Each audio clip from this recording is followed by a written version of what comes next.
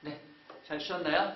계속 이어서 문학 공부해보도록 하겠습니다. 오늘은 고3, 예비고3의 두 번째 강의의 세 번째 시간 문학입니다.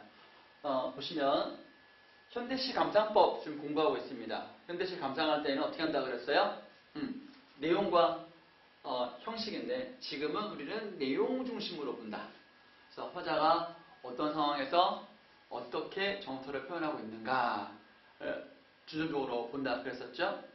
그래서 현대시를 지난번에 좀 공부했으니까 한 편 계속해서 공부하고 오늘은 현대 소설의 개념을 하나 정도 공부해 보도록 하겠습니다. 아셨죠? 네.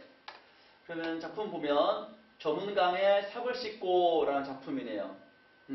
정희성 작가 그렇게 많이 유명하진 않는데 대표작이 이거 하나예요. 이거 하나 대표작이. 그리고 우리가 제목을 본다면 저문이다. 저물었다. 해가 저물었다예요. 해가 지면 보통은 좀 이제 부정적이다. 해가 지는 거는 고전 시가에서 보면 해가 지면은 임금님이 승하하기도 하고 해는 보통 이제 임금을 상징하잖아요. 밝음을 상징하고 해가 좀 지면 좀 그렇다. 강이라는 거는 자연물이긴 하지만 강물이 흘러가는 걸 보면서 강물이 흘러가는 거 마치 인생이 흘러가는 거다. 인생이 흘러가는 거다. 그런 생각을 할 수도 있겠고요. 삽을 씻는다. 삽이라는 게 좀 이제 여러분들은 잘 모를 것 같아요. 삽은 농기구 중에 하나예요. 대표적으로. 그러면 쌤 화자가 농민인가요? 얘는 이제 농기구라 그랬으니까 주로 흙을 푸고 여러 가지 많이 써요. 여러분들 못 해봤죠? 풀도 뽑을 수도 있고 도랑도 치고 여러 가지 할 수 있습니다. 농기구인데 그러면 농민인가? 화자가 있는데 도시에서도 삽이 쓰여요. 공사장에서 이제 모래 같은 거를 모래를 칠 때 모래 이제 섞여있는 모래는 좀 이제 불순물이 많거든. 그런 것들을 체에다가 걸러가지고 삽으로 이렇게 해. 또 이제 삽으로 이제 시멘트하고 물하고 모래하고 섞어가지고 반죽을 만들지. 그때 삽이 요긴하게 쓰이죠. 자, 그러면 어떤 건지 우리 본문을 통해서 한번 살펴보도록 합시다. 질문이 있네요. 구절의 의미를 좀 보라는 얘기죠. 삽자루에 맡긴 한 생의 루퍼 화의 처지는 어떠냐? 삽자루에 맡긴 한 생이다. 삽자루에 의지한다는 거잖아요. 그러니까 이런 어떤 농민이 누군지 모르겠지만 노동에 계속 이제 의존한다. 뭐에 맡겼다. 좀 보람찬 하루 일을 이런 느낌인가? 아니면 에휴 오늘도 굶지 않으려면 이거를 해야지 라고 하는 것인지 고민을 좀. 화자는 우리의 삶이 무엇과 닮았다고 생각하며 이유는 무엇인가요? 삽을 씻으며 무슨 생각을 했을까요? 스스로 깊어가는 강이라고 표현한 이유는 무엇일까요? 하고 객관식 문제 하나 있습니다. 자, 시를 볼까요?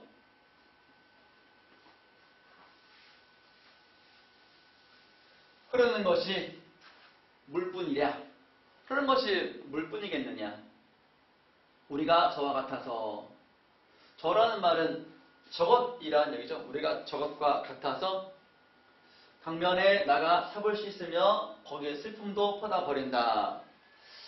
강물이 흘러가죠. 우리가 저와 같아서. 그러면 물만 흘러가는 것이 아니라 흐르는 것이 아니라 우리도 흐른다. 우리도 흐른다. 이것이 긍정인지 부정인지. 강변에 나가 삽을 씻으며 슬픔도 퍼다 버린다. 삽을 씻으면서 슬픔도 퍼다 버린다. 삽을 씻는 게 결코 좋은 거라 볼 수 없겠죠. 슬픔. 뭔가 좀 슬픔이 있나 봐. 삽 읽어 보니까 아무래도 노동을 하는 거 아닐까요?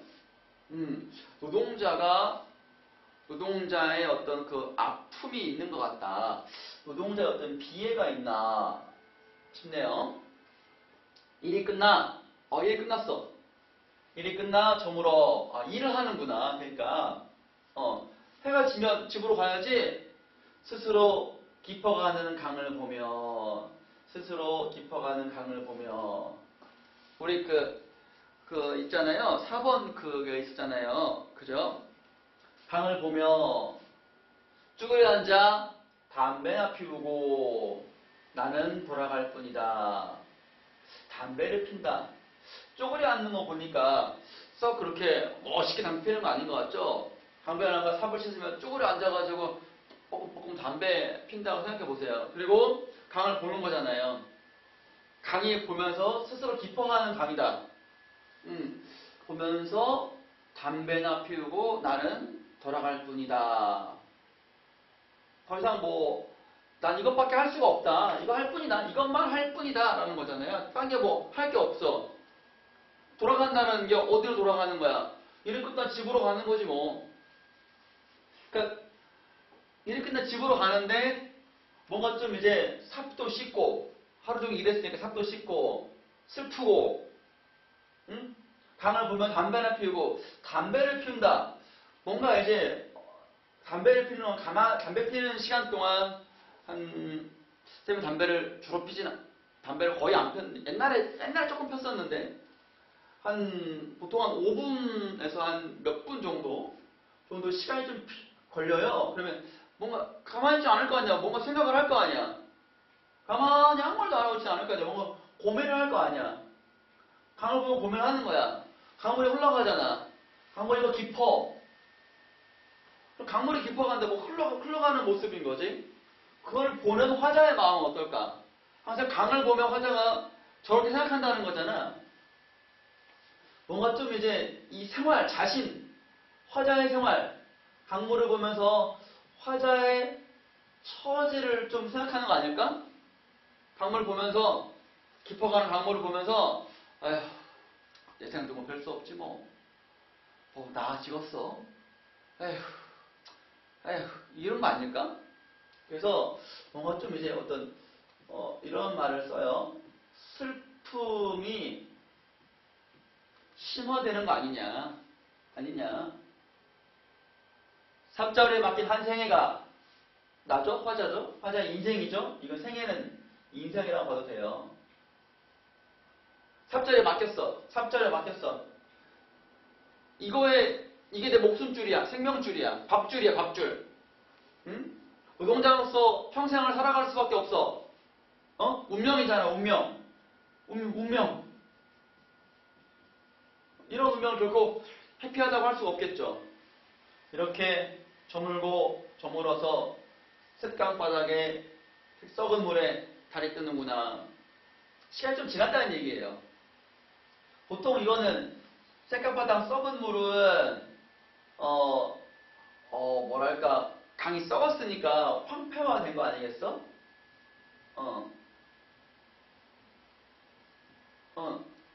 그리고 그냥 이걸 보통은 그냥 달이 떴다, 시간이 좀 지났다, 이렇게 밤이고 시간이 지났다 보여주는 거거든? 난 이렇게 생각해. 그냥 들어봐. 쭈그려 앉아가지고 담배나 피우는 거야. 방바닥 강물 흘러가는데 달이 떠. 보통 달은 어때? 하늘에 있는 존재, 밝은 존재, 희망으로 상징하잖아, 희망. 근데 이 사람이 볼 때는 하늘에는 달을 보는 게 아니라 강바닥에는 달을 보는 거야. 아직 고개를 들 마음이 여유가 없어. 힘들어. 그러니까 이거는 절망이다. 절망으로 본다. 쌤 생각에 이거는 희망이 없어. 우리가 저와 같아서 흐르는 물에 삽을 씻고 먹을 것 없는 사람들의 마을, 집이잖아, 집. 가난이네, 가난. 다시 어두워 돌아간다. 다시. 계속 반복, 무한 반복.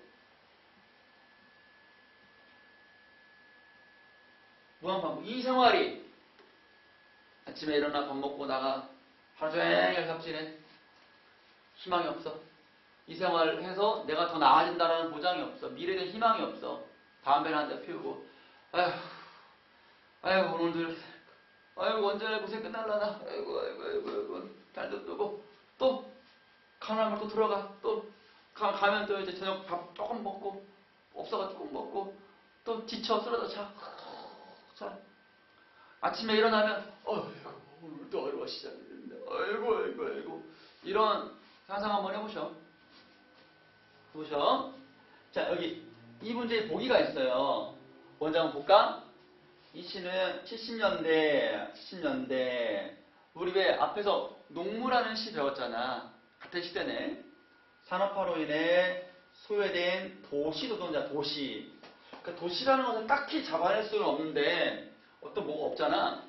농촌이어도 괜찮긴 한데 근데 농촌은 삽자루에 맡긴 한 생이라고 볼 수는 없지. 농촌은 농기구가 많으니까. 근데 도시 노동자는 삽 하나로 하는 사람은 정말로 도시에서는 삽 한 자루만으로 살 수가 있는 거지. 농촌 가면 소도 키우고 못도 키우고 벼농사 짓고 호미도 있고 곡괭이도 있고 여러 가지가 있거든. 이런 것처럼 삽자루에 맡긴 또 시골이 아무래도 70년대 시골이 썩지는 않지. 그지? 도시 가면 청계천이나 옛날에 가면 막 폐수 막 버리고 막 썩고 막 그런 게 좀 많이 있잖아. 그래가지고 도시다라고 생각을 좀 하는 거지. 중년의 노동자인 화자가 하루 일을 끝내고 흐르는 강물에 삽을 씻으며 인생의 의미를 성찰하는 내용이다. 성찰은 반성은 아니야. 이때는 깊이 고민한다 정도로 봐야 되겠지. 고단한 하루의 노동을 끝낸 화자는 강물을 보며 삶의 슬픔을 관조하고 있다. 관조라는 말은 사색, 생각하고 있다. 이 시는 삶의 체험을 표현하면서도 감정을 절제하고 감정을 절제한다. 어떤 슬프다, 힘들다, 아프다 이런 빌어먹을 이런 말이 없잖아. 차분하게 담담하게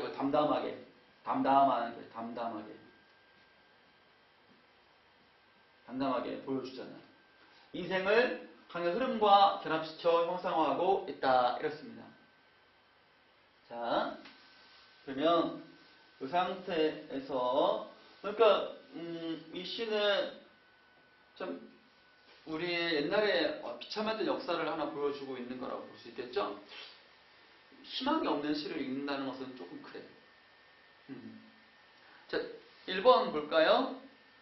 1번에 삽자루에 맡긴 한 생이로서 화자의 처지는 뭐냐? 보기에서도 할 수 있지만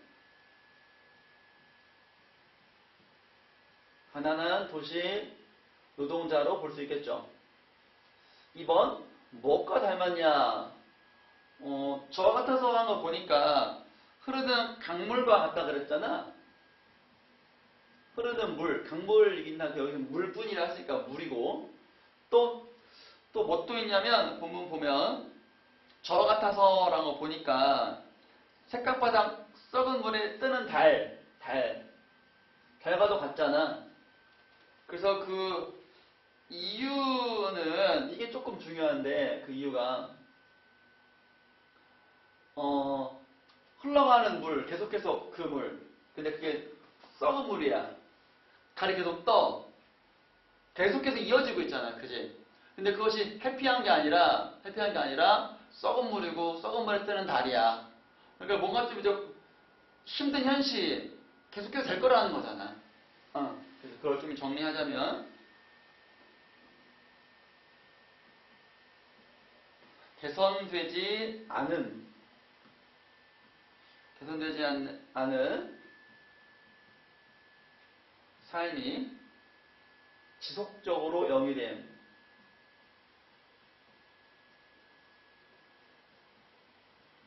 말이 좀 어려운데 가난하고 힘들고 어려운 현실이 계속해서 반복될 거라는 거야. 반복될 거라는 걸 보여주는 거야. 물이 흘러가는 것처럼 우리의 삶도 가난한 삶도 계속 그럴 것이다. 달이 날마다 뜨듯이 색깔바닥 계속 정화될 수는 없고 썩을 것이고 거기에 쓰는 달도 계속 내가 볼 것이고 오늘도 어제도, 오늘도, 내일도, 앞으로도 계속 그럴 거라는 거야. 시간이 지나도 희망이 없다라는 생각은 사람을 참 좌절하게 만들지. 그렇다라는 거야, 옛날에. 그랬다라는 거야. 알겠지? 삽을 씻으며 무슨 성찰을 했을까?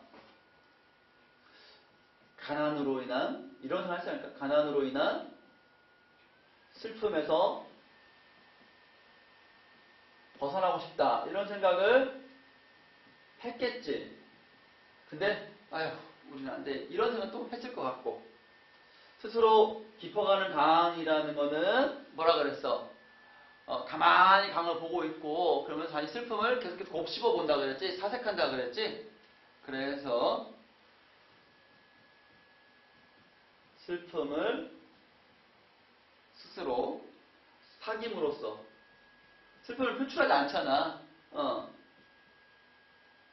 사귐으로써, 사귄다라는 거는 억누르고 있는 거지, 표출하지 않고, 사귐으로써 그 슬픔이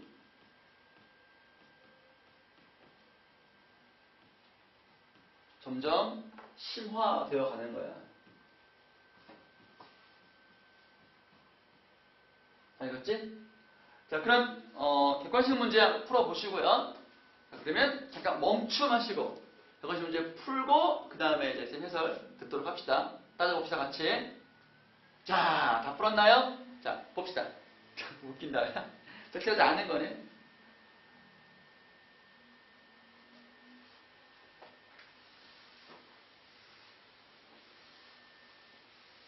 A 부분에서 우리가 저와 같아서 라고 하는 것은 인생을 강의 흐름과 결합시킨 것이다. 볼 수 있죠? 강의 흐름과 결합한 것. 우리가 저와 같아서 한 거 보니까. 삽을 씻으며 슬픔도 퍼다 버린다. 라는 것은 노동자인 화자가 하루 일을 끝내고 삶의 슬픔을 씻어 버리려고 하는 것이다. 괜찮고요. C에서 스스로 깊어가는 강을 보며 돌아갈 뿐이다. 라는 것은 강을 보며 삶의 슬픔을 관조, 사색한다. 라고 했었죠. 쇳강바닥 썩은 물에 달이 뜨는구나. 라고 했으면 이거는 산업화로 인해 소외된 화자가 계속해서 그 삶으로부터 벗어날 수 없다. 계속 반복될 것이다. 라는 거였잖아. 환경오염의 심각성이다. 요거는 좀 주제에서 거리가 멀지. 노동자의 비애, 슬픔 이런 거니까.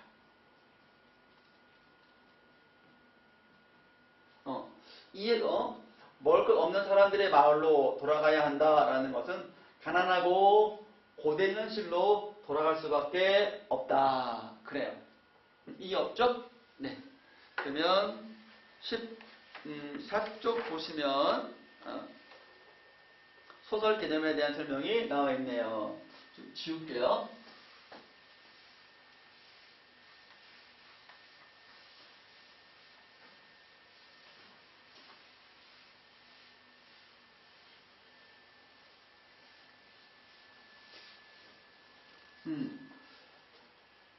이런 식의 주제에 대해서 우리가 한 번쯤 고민해 보면은 작품에 대한 이해가 깊어집니다.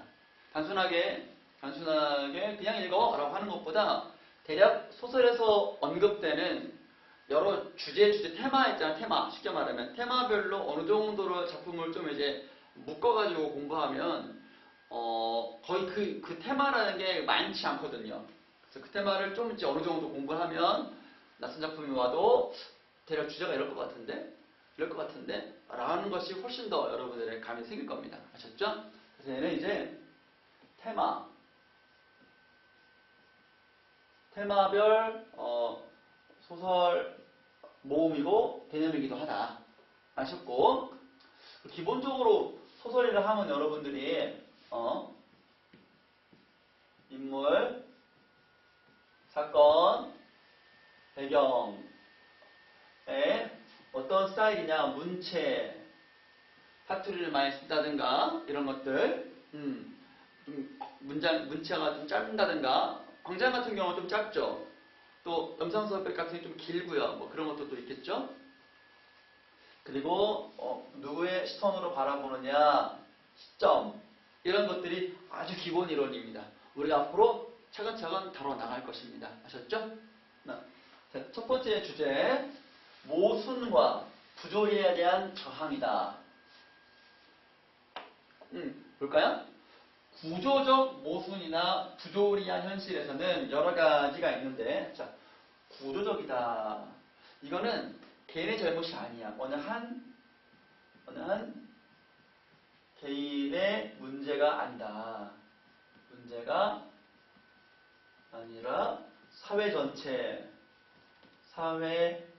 전체의 문제다 할 때 구조적 모순이다. 사회 구조적 모순이다. 사회 구조적 부조리다. 이런 말을 써요. 아셨죠?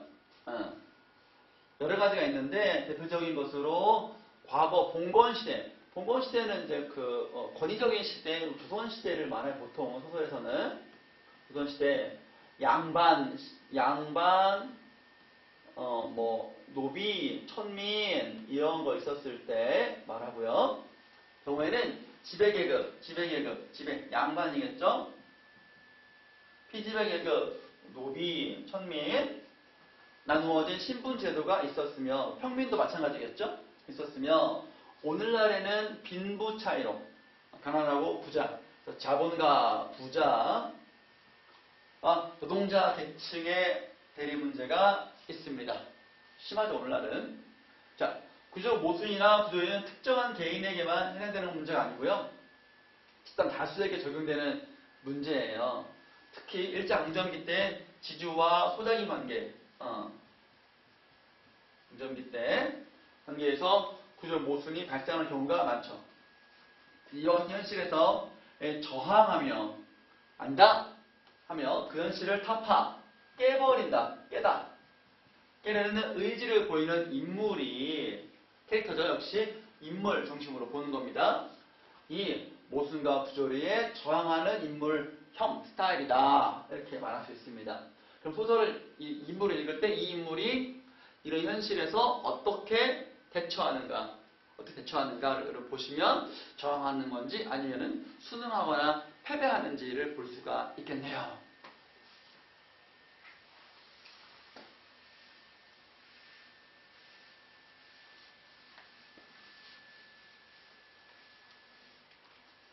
자, 예시작품이 있어요.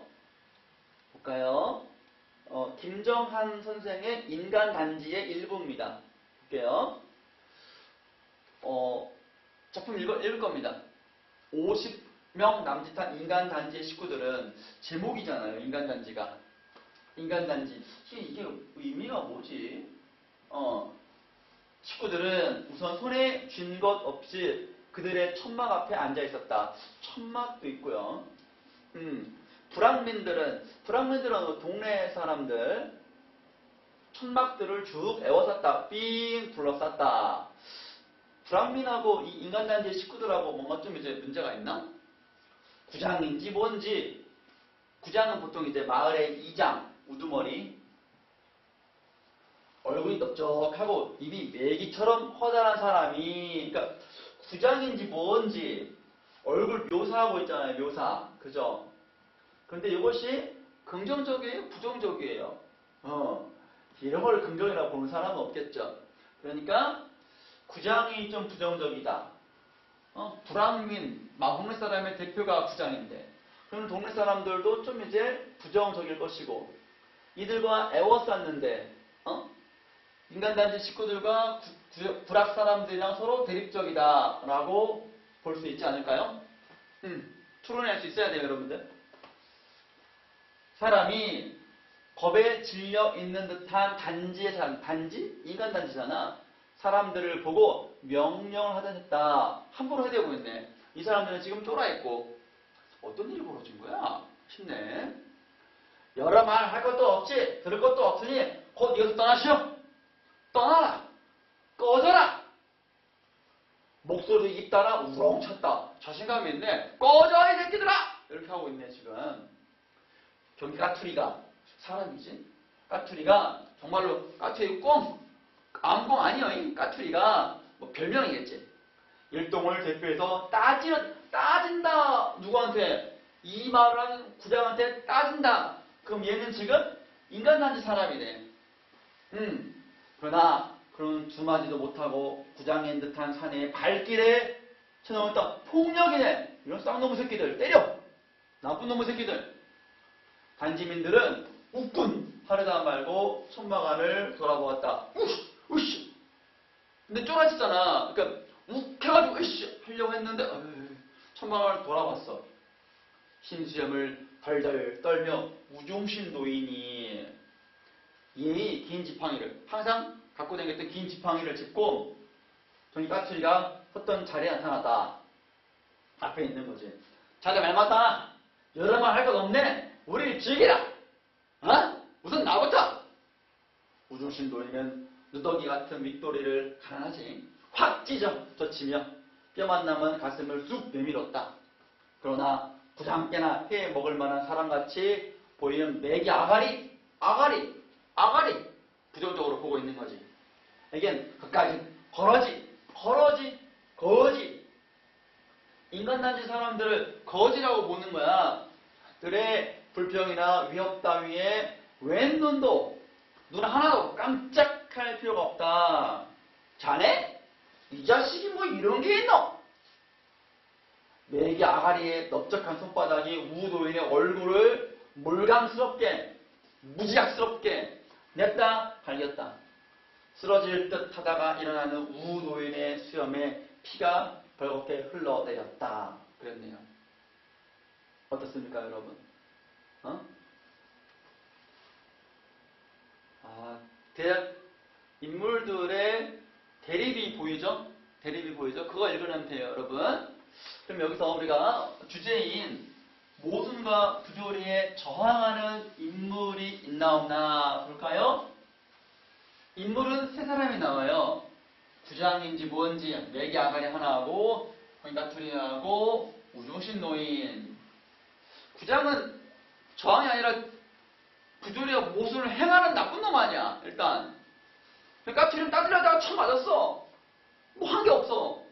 우종신 노인은 나서서 찍고 야 죽이라 하고 나섰잖아. 피하지 않았잖아. 그때 맞고 다시 일어나고 그랬던 거 아니야. 그러니까 일본에 저항하는 인물은 우종신 노인이겠고요. 태도가 지적으로 드러난 부분은 어디냐? 이 부분이죠. 이 부분. 쑥 내밀었다. 이게 이 부분이죠.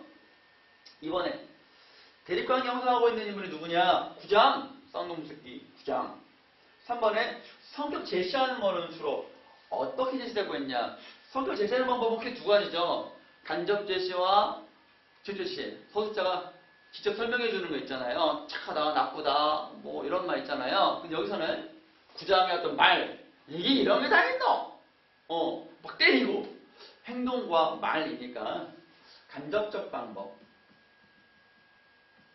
간접적 방법이다. 말과 행동을 통한 간접적 방법으로 성격을 제시하고 있다. 우주신 노인도 날 지키라! 말. 쑥 내밀었다. 행동을 통해 가지고 우주신 노인이 우리를 어떻게 생각해요? 노인이 굉장히 용기가 있는 사람이구나. 이렇게 판단할 수 있겠죠. 아셨죠? 자, 그래서 요거는 그 다음에 있는 이거는요. 우리 인간단지의 어떤 그런 참고 설명이야. 여러분들이 한번 읽어보십사 하고 쌤이 이렇게 해놓은 거예요. 꼭 읽어보세요. 아셨죠? 왜냐면 이 소설은 길어가지고 전체집을 다 할 수가 없어요. 나와 있는 거 부분 하면서 전체집을 설명하자니 좀 길어서 선생님이 이거를 참고한 거니까 한번 꼭 읽어보세요. 아셨죠? 자, 그 다음에 여기 소설 또 한 토막입니다. 최소의 탈출기라는 건데, 탈출한 이야기, 탈출한 기록, 탈출 기록. 어디서부터 벗어나는 게 탈출하는 거죠? 봅시다. 김건. 나는 더 참을 수 없었다. 나는 나부터 살리려고 한다. 이때까지는 초면술에 걸린 송장이었다. 제가 죽은 송장으로 남을 어찌 살리랴. 그러려면 나는 나에게 초면수를 걸려는 무리를 험악한 이 공기의 원료를 쳐 부수려고 하는 것이다. 나는 이것을 인간의 생애 충동이며 확충이라고 본다. 나는 여기서 무상의 법열을 느끼려고 한다. 아니, 벌써부터 느껴진다. 이 사상이 드디어 나로 하여금 집을 탈출케 했으며 엑세스탄에 가입하게 하였으며 비바람 밤낮을 헤아리지 않고 벼랑 끝보다 더 험한 X선에 서게 한 것이다. 조금 어렵죠? 이제 스타일을 잘 전체 줄거리를 모르니까. 김군한테 나가 편지 쓰는 거예요. 그래서 여기 식구, 가족과 함께 조선에서 못 살고 만주로 간도로 이주했어요. 어떻게든 살아보려고 했는데 저 살 수가 없어. 그래서 왜 이렇게 가난할까? 내가 노력이 부족했나? 생각해보니까 이 원료, 이것이 바로 일제 식민 통치, 일제 때문에 우리가 이렇게 가난하고 못 살고 있다는 것을 깨달았어요. 그래서 비록 마음이 아프지만 가족을 버리고, 즉 탈출하고, 가족을 버리고 더 큰 일을 위해서 내 목숨을 내놓는 결심을 지금 드러내고 있는 거다라고 이해하시면 좋습니다. 그래서 여기 보면 탈출했고, 이건 어떤 지금으로 말하면 무장 독립운동단체를 말하고요. X선은 어떤 전선, 싸움터, 일제의 어떤 총독을 암살하고 경찰서에 폭탄 던지고 이런 활동들, 그런 걸 하는 거죠. 의병운동 활동이라든가 그런 걸 하는 거죠. 그렇게 한 것이다. 그러니까 더 큰 삶을 위해서 자기는 가족을 인을 버리고 내 목숨조차 버릴 것이다. 그래야 사니까. 그래서 이 인물도, 나도 저항하는 인물이냐? 모순과 부조리에 저항하냐? 만약 탈출을 안 했다면, 여러분, 그냥 그대로 사는 거야. 가난하면 가난한 대로 사는 거야. 근데 탈출했잖아. 그 적진에 향해 몸을 던졌잖아. 가족도 버리고 비장하지. 이런 인물은 저항형이라고 볼 수 있죠, 여러분. 그렇습니다. 역시 설명이 있어요.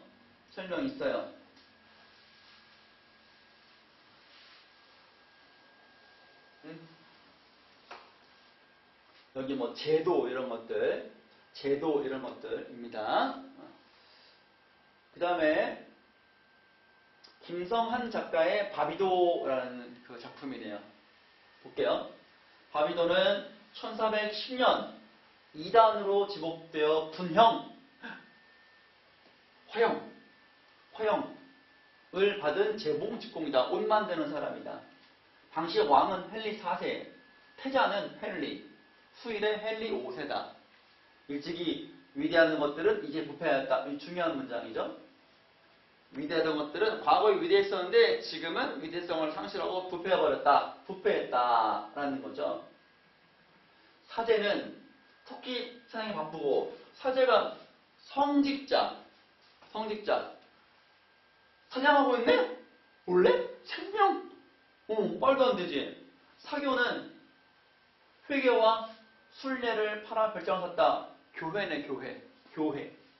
사교는 교회야. 팔아 돈 벌었네? 돈. 그러니까 살생, 돈. 이런 것들은 잘못된 거잖아. 타락한 거잖아. 교회 이런 것들 타락한 거란 말이지. 1410년이니까 아마도 종교개혁, 르네상스 그런 시기 아니었을까? 그렇게 볼 수 있겠죠. 자기와 나란히 앉아 같은 지도자의 혁신적인 성서 강의를 듣고 그 정당성을 인정하고 그것을 목숨으로써 지키기를 맹세하던 같은 재봉 직공이나 가족 직공들도, 즉 이제 미천한 사람들 위천한 신분의 사람들도 모두 맹세를 깨뜨리고 회개함으로써 목숨을 구했다. 비겁했네? 비겁했네? 혁신적이니까 당시에 반대했을 거 아니야. 그래도 우리가 구교 대 신교 종교개혁식이 그걸 제 배경으로 하고 있는 거야. 그래서 이 사람들은 신교를 믿었었는데 목숨 위협하니까 아니에요, 저 잘못했어요, 구교 만세 했던 사람이 배신한 거야. 쉽게 말하면 온 영국을 휩쓸고 있는 죽음의 공포 앞에서 구교 이런 애들이 어떤 놈이야? 어떤 놈들이 신교야? 너야? 이 새끼들 다 죽이고 막 그랬단 말이야. 불태우고 막. 그런 공포 앞에서 구차한 생명들이 풀같이 떨고 있다. 권력을 쥔 자들은, 아이고 미안해요. 다 됐다고 그게. 이따가 이제 유튜브에 올릴 거거든. 자, 권력을 쥔 자들은 기득권 세력이죠. 이런 사람들. 권력 유지에 양심과 양식이 마비되어 이 폭풍에 장단을 맞추고 힘없는 백성들은 생명의 보전이라는 동물의 본능에 다른 것을 돌아볼 여지가 없다. 근데 모순과 부조리의 현실이네요. 어제까지 옳았고 아무리 생각하여도 아무리 보아도 틀림없이 옳던 것이 하루아침에 정반대인 극약으로 변하는 법이 있을 수 있는 일이냐? 이건 좀 아니지 않느냐? 비위에 맞으면 옳고 비위에 거슬리면 그러단 말이냐? 바비도가 이렇게 절규하고 있는 거야. 결국 바비도는 잡혔어. 너 죽을 거야? 아니면 회개할 거야? 죽여라. 해가지고 결국 신념을 바꾸지 않고 불에 태워져 죽임을 당합니다. 멍청한 건가? 목소리 중요하지. 그러니까 신념이 밥 먹여줘? 라고 할 수 있어요. 그렇지만 이런 사람에게 바꾸라고? 차라리 죽고 말지. 그 정도로 모순과 부조리에 저항했던 인물 아니냐. 목숨 따위는 아무것도 아니라는 거 아니야. 그지? 그래요. 자, 그래서 여기 보면 설명도 한번 읽어보시고요. 종교재판 받았어요. 신념, 양심을 지키고 당당하게 죽음을 맞이한 바비도의 이야기입니다. 그래서 이거는 꼭 당시 이야기가 아니라 오늘의 현실 속에서도 옳은 것은 옳고 그런 것은 그러다. 어제 옳았고 지금은 그러냐. 상황에 따라 그건 좀 아니라는 얘기죠. 그렇습니다.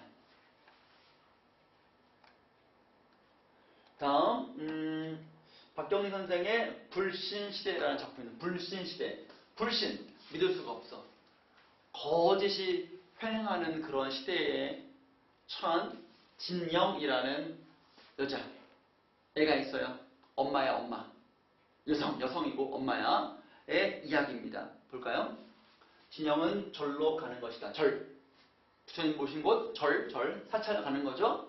진영이 절마당에 들어갔을 때 당신네들 같으면 중이 먹고 살겠어? 하던 늙은 중이 막 선방에서 나오는 도중이었다. 저런 괴괴하니 다른 인적기는 통없었다. 이 말 한번 생각해봐. 이 말. 당신네 같으면 중이 먹고 살겠어? 왜 이제 돈이 시주 앞부분에 돈을 왜 이렇게 안 가지고 왔어요? 시주를 이거 가지고 먹고 살겠습니까? 더 가져와요? 돈을 밝히네. 돈 밝히네. 스님이 돈을 밝히네. 이거 되는 거야? 안 되는 거야? 안 되는 거잖아.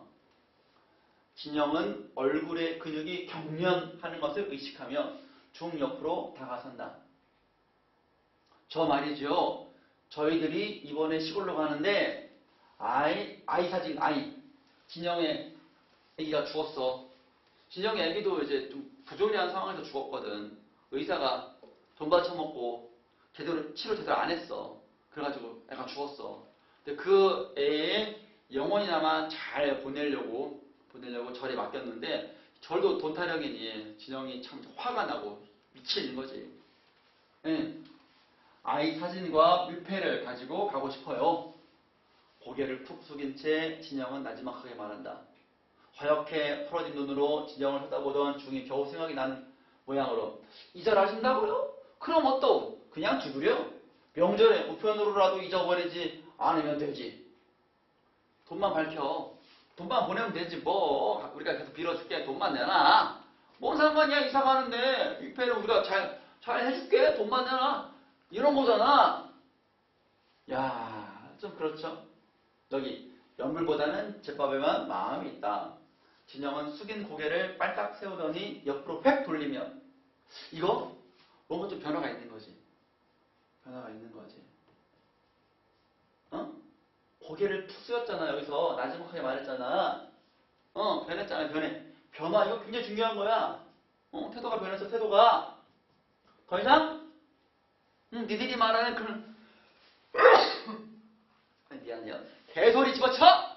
꺼져! 이런 얘기잖아. 참여할 거 없어요. 사냥 빨리 주시오! 라고 쏘아붙인다. 중은 좀 어리둥절해 하더니 뭐야 이거 미쳤나? 하더니 뭔지 모르게 중얼중얼 씨부렁거리며 슈발 뭐야 갑자기 이렇게 법당으로 간다. 읽고 중이 아이 이름이 문수였구나. 불쌍한 문수. 사진과 위패를 가지고 나오자 진영은 그것을 빼앗듯이 받아들고 왜? 그런 돈만 밝히는 것들한테 우리 진영이를 빌렸더니 그 시잖아. 더럽잖아. 그 손이 일시대나 이랬던 거지. 빼앗듯이 받아들고 인사말 한마디 없이 인사도 없이 그냥 나오는 거야. 싸가지 없으니까 이것들이 아주 그냥 비인간적이었으니까 절 밖으로 걸어나간다. 당당! 진수야, 어미가 잘못했다. 내가 무지해서 저것들한테 널 맡겼구나. 미안하다, 문수야. 내가 이제 너를 지켜주마. 당당당당당하게 나간 거 아니야? 중이야. 한참 만에 그는 호주머니 속에서 성냥을 꺼내어 사진에다 불을 그어댄다. 아이의 사진인 거요. 위패는 이내 사러워졌다. 그러나 사진을 타다 말고 불꽃이 잦아진다. 진영은 호주머니 속에서 휴지를 꺼내어 타다 마는 사진 위에 찢어서 놓는다. 다시 불이 붙기 시작한다. 태워버리는 거지. 뭔가를 태워버리는 거야. 우리가 흔히 이별했을 때 그 사람과의 추억을 정리하기 위해서 다 태워버리는 거 있잖아. 왜? 그런 거. 혹은 돌아가신 분들, 어르신이 돌아가시면 그분들 입었던 옷까지 이런 것들은 싹 다 정리해서 보통 태우지. 시골에서 태우거든. 왜냐면 잊어버리는 거야. 그분에 대한 추억을 다 싹 다 마음속에 묻어버리고 잊어버리는 거야. 일단 그런 의식이거든. 여기 한번 읽어봐봐. 다 지워버리고 새로운 인간적 면모로 다시 태어나겠다. 결심인 거지. 결심. 사진은 말끔히 타버렸다. 노르스름한 연기가 차차 가늘어진다. 진영은 연기가 바람에 날려 없어지는 것을 언제까지나 쳐다보고 있었다. 내게는 다만 쓰라린 추억이 남아있을 뿐이다. 무참히 죽어버린 추억이 남아있을 뿐이다. 진영이 닦은 듯 고요한 얼굴 위에 두 줄기 눈물이 흘러내리고 있었다. 겨울 하늘은 매몰스럽게도 맑다. 참나무 가지에 얹힌 눈이 바람을 타고 진영의 외투 깃에 날아내리고 있었다. 그렇지? 중요한 문장입니다. 결심. 내게는 아직 생명이 남아있었지? 한가할 수 생명이 저항할 수 생명이 남아있었지? 나 아직 안 죽었어? 그동안 당했지만 앞으로 안 당할 거야? 새로운 인간 태어났다라는 거예요. 진영은 중얼거리며 참나무를 휘어잡고 눈 사이 언덕을 내려오는 것이었다. 했습니다. 여기 이 문장 중요한 문장이죠. 그동안처럼 이제 안 당한다. 이제는 안 당한다. 항거할 거야. 저항할 거야. 진영이도 저항하는 인물이라고 볼 수 있겠네요. 모순과 부조리. 전쟁 직후에 사회의 부조리. 돈만 밝히고 각자 고생. 돈이면 최고지. 나의 이익이 너희 손해면 상관없어. 난 이득이면 돼. 라는 그런 의식, 이기적인 마음 다 담겨 있는 거죠, 여러분. 자, 또 설명이 또 있어요, 여러분. 여기 보면 이제 의사의 무관심, 아들 죽고, 중들 하고, 사기꾼들 많고, 그런 데서 저항의 의지를 내보이는 인물이 바로 진영입니다, 여러분. 자, 그 다음에 마지막 페이지인 작품 김정한의 사하촌 보겠습니다. 사하촌은 아까 지주 소작인 그거 얘기예요. 소작인. 사하촌이란 말 자체가 절 아래 동네. 그러니까 옛날에는 절이 이제 그 일제가 결탁해가지고 지주 노릇하고 절의 땅을 이제 농민들이 소작을 지었거든. 스님들이 대자 대비한 부처님의 불제자들이 싸가지가 없어. 이기적인 그런 것을 보여주고 있어요. 그래서 그런 지주와 성동리 농민들의 싸움이라고 보면 돼요, 여러분들. 봅시다.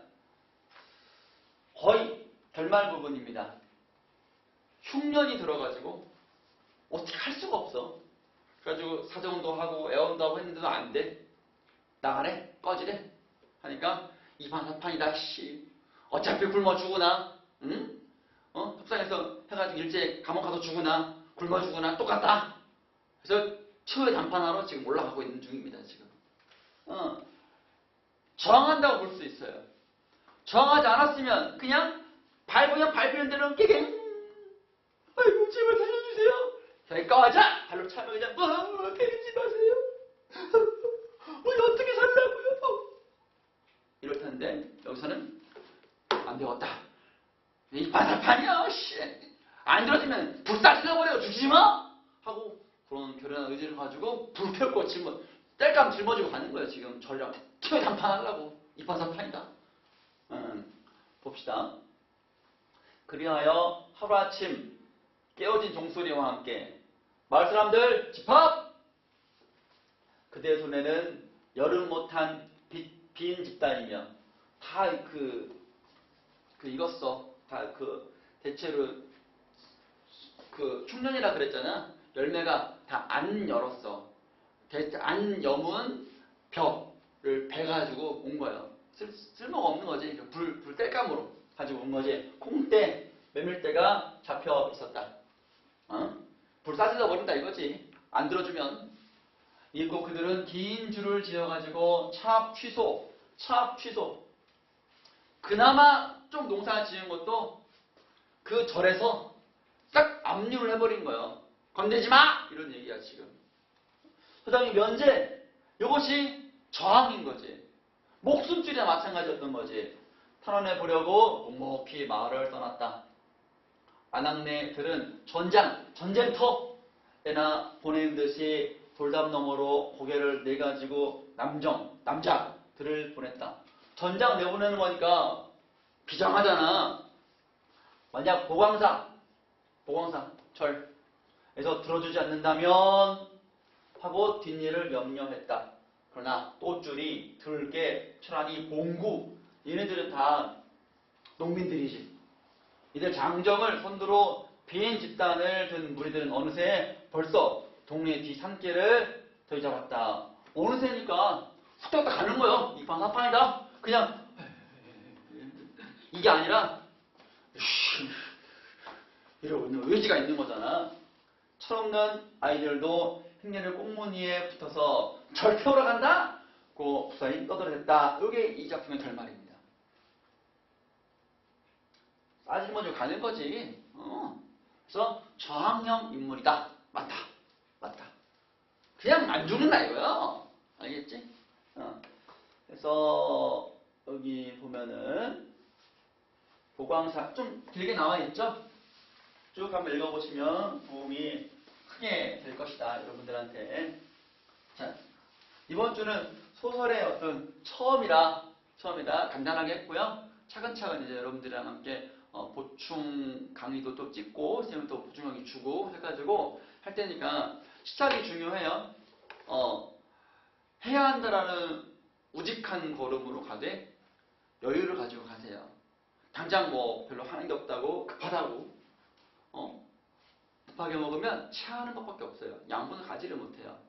여러 작품을 보고 어떤 음식 등을 보고 하나를 먹더라도 적게 먹더라도 100번 씹어서 충분하게 소화가 되고 양분이 돼가지고 여러분이 뼈와 살과 피, 근육을 더 성장하게 만드는데 큰 도움이 되시길 바랍니다.